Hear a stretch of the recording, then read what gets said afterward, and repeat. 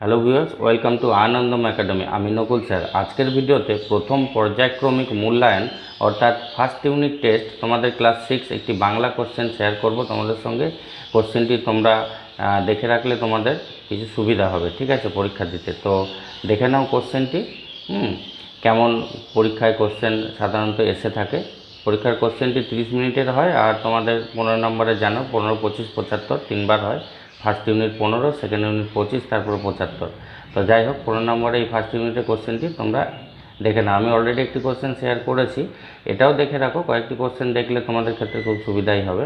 তো দেখো, প্রথম যে প্রশ্নটি ছিল যে প্রথম প্রশ্নের সঠিক উত্তরটি বেছে নিয়ে লেখো। 4টে দেওয়া আছে, 4 নম্বর, ঠিক আছে। দেখো প্রথমে কি রয়েছে, এমু পাখি ডিম পাড়ে 2 বছর, 1 বছর, 3 বছর না 4 বছর অন্তর। ঠিক আছে, এখানে সঠিক উত্তর হবে ক বছর? 3 বছর অন্তর। এমু পাখি ডিম পাড়ে 3 বছর অন্তর। কটে করে ডিম পাড়ে? মোট 2টি করে, তাহলে 3 বছর অন্তর ডিম পাড়ে। তারপরে খ, আমি কথা দিয়ে এসেছি। বক্তা কথা দিয়েছিল ভিজে ঘাসের উপর যেতে হবে, আবার ফিরে আসবে। বৃষ্টির দিনে বক্তা ভিজবে, বক্তা আর ফিরে যাবে না। এখানে বক্তা হচ্ছে কবি, ঠিক আছে।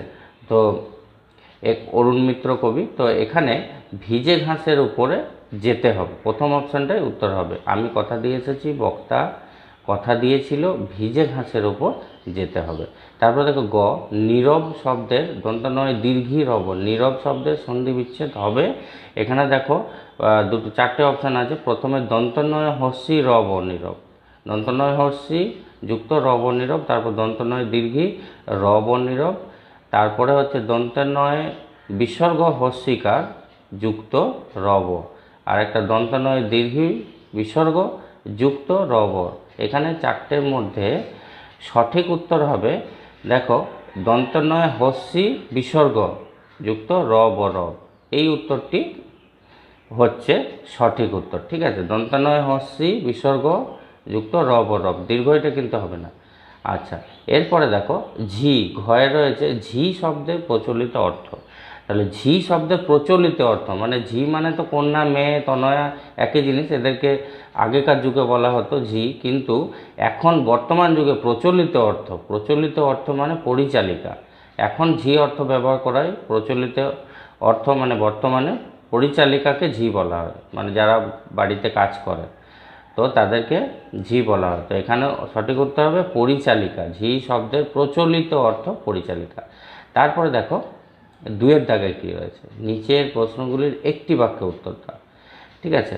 তো প্রথমে দেখো 7টি প্রশ্ন দেওয়া আছে, 7 নাম্বার, একটি বাক্যে উত্তর দিতে হবে। দেখো প্রথমে রয়েছে ভাব ও পাতায় সহজেই, ভাব ও পাতায় সহজেই, কারা সহজেই ভাব পাতায়?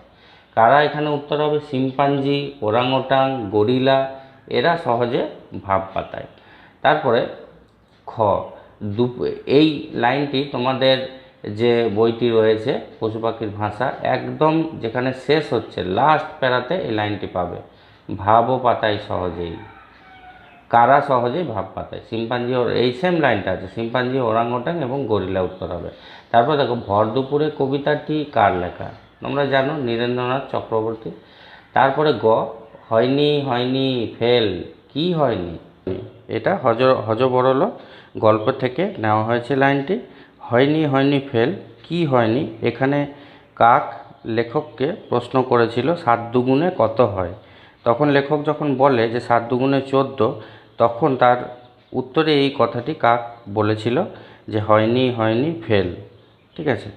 কি হয়নি মানে এখানে লিখবে যে কাকের প্রশ্নের উত্তরটি হয়নি, মানে কাকের করা প্রশ্নের উত্তর ঠিক হয়নি, এটা হচ্ছে সঠিক উত্তর।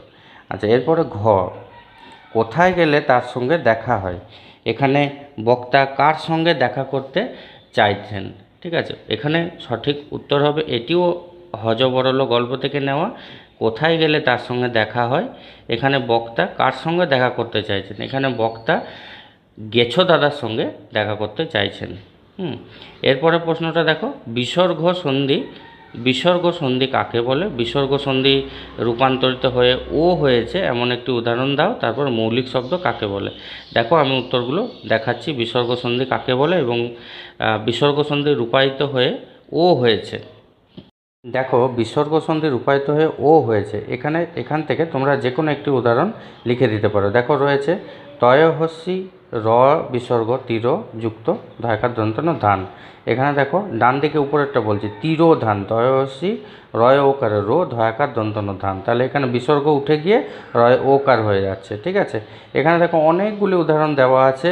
একদম বাঁ দিকে লাস্টেরটা বলছে দেখো মনোরম, ম দন্তনয় বিসর্গ মন যুক্ত রম রম, মনোরম। এখানে সন্ধিবদ্ধ যখন হচ্ছে মনোরম, ম দন্তনয় ওকার রম, মনোরম হয়ে যাচ্ছে। ঠিক আছে, এখানে দেখো অনেকগুলো দেওয়া আছে, তোমরা যে কোনো যেটা ইচ্ছা তোমরা লিখে দেবে। ঠিক আছে, দেখো 2-এর বিসর্গ সন্ধি কাকে বলে, উত্তরটা লিখবে, তোমাদের ব্যাকরণ বই থেকে নেওয়া হয়েছে, পেয়ে যাবে ওখানে ভাষা চর্চা বইয়ে তোমাদের। দেখো উত্তরটা বলে দিই, বিসর্গ সন্ধি কাকে বলে, প্রথম শব্দের শেষে অবস্থিত বিসর্গের সঙ্গে পরের শব্দটির শুরুতে থাকা স্বরধ্বনি বা ব্যঞ্জনধ্বনি যুক্ত হলে সন্ধির ফলে তা নতুন শব্দে অন্য ধ্বনিতে রূপান্তরিত হয়, একেই আমরা বিসর্গ সন্ধি বলে থাকি। উদাহরণটা দেখো, নি বিসর্গ যুক্ত রব রব সমান হয়ে গেছে দন্তনয় দীর্ঘী রব নীরব। এইদিকে হস্যই ছিল দন্তনয় হস্যই, এইদিকে বিসর্গ থাকার জন্যে দন্তনয় দীর্ঘী রব নীরব হয়েছে। এখানে বিসর্গটা লুপ্ত হয়ে স্বরধ্বনিকে দীর্ঘ করেছে, মানে এটা হস্যইকার ছিল, এই হস্যইকারটা দন্তনয় হস্যই বিসর্গ ছিল, এটা কিন্তু যখন সন্ধি হয়ে গেল তখন এই বিসর্গটা এই হস্যই দন্তনয় হস্যইকারটা এই হস্যই স্বরধ্বনিকে দীর্ঘ করে দীর্ঘইকার করেছে, দন্তনয় দীর্ঘই রব ও নীরব হয়েছে। ঠিক আছে, এরপরে দেখে নাও মৌলিক শব্দ কাকে বলে, যে লিখবে যে সব শব্দকে ভাঙা যায় না বা ছোট ছোট খণ্ডে ভাঙলে আর কোনো অর্থ পাওয়া যায় না তাকেই মৌলিক শব্দ বলে। দেখো লাস্টের কোশ্চেনটা, তাহলে এখানে চয়ের দাগেরটা আমি বলে দিলাম, বিসর্গ সন্ধি রূপায়িত হয়ে ও হয়েছে এমন একটি উদাহরণ, ওটা তিরোধান হবে, তয়হস্যি র বিসর্গ যুক্ত ধান, তিরোধান, তিরোধান, তয় ওকার হয়ে যাবে। ঠিক আছে, তিরোধান। এরপরে দেখো যে নিচের প্রশ্নগুলি ছিল, অসৎ গাছকে, এখানে দুটো করে প্রশ্ন দেওয়া আছে। দেখো অনেক সময় এরকমভাবেও দেওয়া হয় কোশ্চেনে, যে দেখো অসৎ গাছকে প্রতীকজনের ছাতা বলা হয়েছে কেন, এই প্রশ্নের সঙ্গে একটা অথবা দেওয়া আছে, তাকে খাবার দিলে সে সহজে ভাব পাতায়, এটি কোন রচনার অংশ, এখানে কার কথা বলা হয়েছে। এখানে কয়ে দেখো দুটো প্রশ্ন দেওয়া আছে অথবা দিয়ে, যে কোনো একটি কিন্তু লিখতে হবে। আবার নিচে ক্ষয়ে এখানেও দুটো অথবা দিয়ে দেওয়া আছে, যে কোনো একটি লিখতে হবে। 2, 2, 4 মাকড়সা দেখলে কুমোর পোকা কী করে, অথবা বলে এলাম আমি আবার আসবো, আমি কে, তিনি কাকে বলে এসেছিলেন। ঠিক আছে, তাহলে দেখো উত্তরগুলো আমি দেখিয়ে দিচ্ছি, দেখে নাও উত্তরটি। অসৎ গাছকে প্রতীকজনের ছাতা বলা হয়েছে কেন, দেখো উত্তরটা তোমরা কীভাবে লিখবে, খুব সহজে এভাবে লিখে দেবে। অসৎ গাছ গরমকালের দুপুরবেলায় ক্লান্ত পথিকজনকে ছাতার মতো ছায়াদান করে প্রখর রোদ থেকে কিছুক্ষণের জন্য বাঁচায়, তাই অসৎ গাছকে প্রতীকজনের ছাতা বলা হয়েছে। দেখো এখানে রয়েছে তাকে খাবার দিলেই সে সহজে ভাব পাতায়, এটি কোন রচনার অংশ, কয়ের অথবাটা বলছি, তাকে খাবার দিলেই সে সহজে ভাব পাতায়, এটি কোন রচনার অংশ। উত্তর তোমরা এভাবে লিখবে যে সুবিনয় রায়চৌধুরীর লেখা পশু পাখির ভাষা রচনার অংশ। এখানে কার কথা বলা হয়েছে, লিখবে এখানে ভালুকের কথা বলা হয়েছে, হয়ে গেল। এইটা তোমরা পেয়ে যাবে তোমাদের পশু পাখির ভাষার যে গদ্যাংশটি রয়েছে তার লাস্টের দিক থেকে সেকেন্ড লাস্ট প্যারাটা দেখতে পাবে, একদম শেষেরটা তার উপরেরটাতেই দেখতে পাবে এই লাইনটা আছে।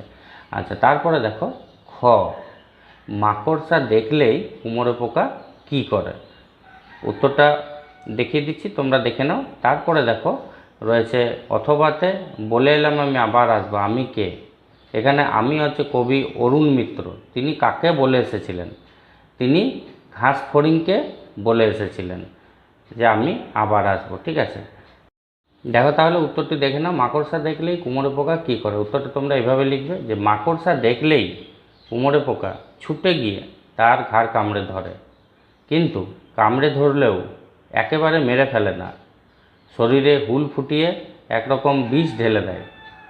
কোনো কোনো মাকড়সাকে 5-7 বার পর্যন্ত হুল ফুটিয়ে অসাড় করে মাকড়সাটিকে নিজের তৈরি করা কুঠুরির মধ্যে নিয়ে আসে।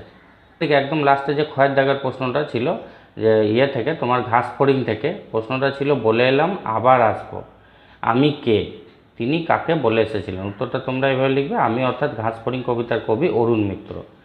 তারপরে তিনি কাকে বলে এসেছিলেন, ঠিক আছে, উত্তরটা এইভাবে লিখবে যে ঝিরঝির বৃষ্টির পর ভিজে ঘাসের ওপর পা দিয়ে কবির সঙ্গে যে ঘাস ফড়িংয়ের গভীর বন্ধুত্ব গড়ে উঠেছিল তাকে কবি কথা দিয়ে এসেছেন, তার কাছে তিনি আবার আসবেন। এইভাবে লিখতে পারো। আবার খুব শর্টেও লিখে দিতে পারো যে বলে এলাম আবার আসবো, আমি কে, আমি কবি অরুণ মিত্র, তিনি কাকে বলে এসেছিলেন, তিনি ঘাস ফড়িংকে বলে এসেছিলেন। এটাও লিখে দিতে পারো, একদম হয়ে যাবে, কোনো অসুবিধা নেই, ঠিক আছে। আবার এইভাবেও লিখতে পারো। ওকে।